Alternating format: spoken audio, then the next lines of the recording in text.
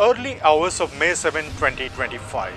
As most of India slept, fighter jets rode along the India-Pakistan border. In just 23 minutes, India changed the rules of engagement. A strike deep inside Pakistan. 9 targets, 1 message. This is Operation Sindoor. But what really happened? And could this trigger a full-blown war? Hello, I'm Sandeep Sarangi and you're watching Orissapost Live.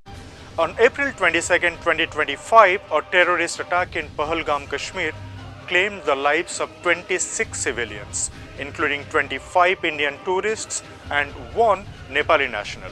India blamed the attack on the Islamic Resistance Front, an offshoot of the Pakistan-based Lashkar-e-Taiba, a group it says is backed by Pakistan.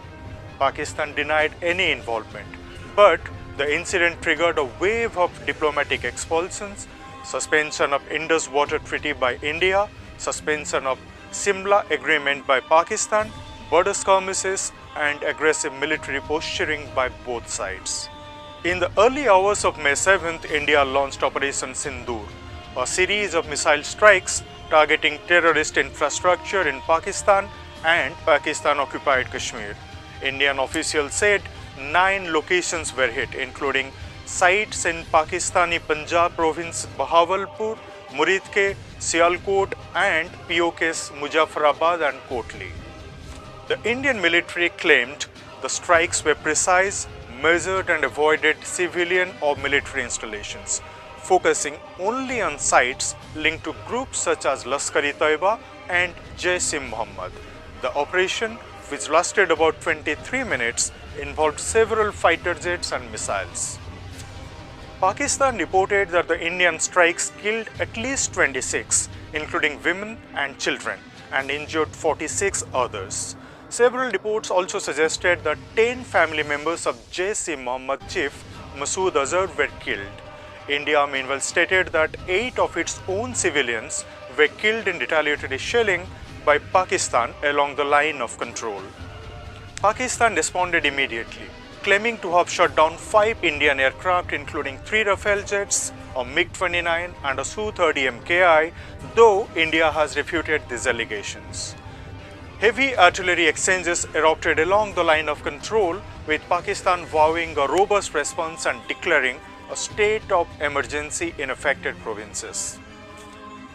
The international community expressed deep concern over the escalating tensions between the 2 nuclear-powered neighbors. The United Nations, Russia and China called for maximum restraint, while the US President Donald Trump described the strikes as shame. Civilian flights were suspended in parts of North India and airports were shut. Heavy exchanges of fire by both armies were recorded across the line of control till morning. A civil defense mock drill was conducted across 244 districts in India in line with the directions of the Ministry of Home Affairs. Prime Minister Modi meanwhile postponed his Europe visit and the government announced to hold an all-party meeting on May 8. The Prime Minister also met and briefed President Draupadi Murmu on the developments. Pakistan called India's strikes blatant act of war and said that it reserved the right to respond appropriately. Meanwhile, its stock exchange tumbled 6,500 points as markets opened to the news of Indian attack. India said its actions were a direct response to the Pahalgam massacre, aiming to deter further attacks by targeting alleged militant infrastructure.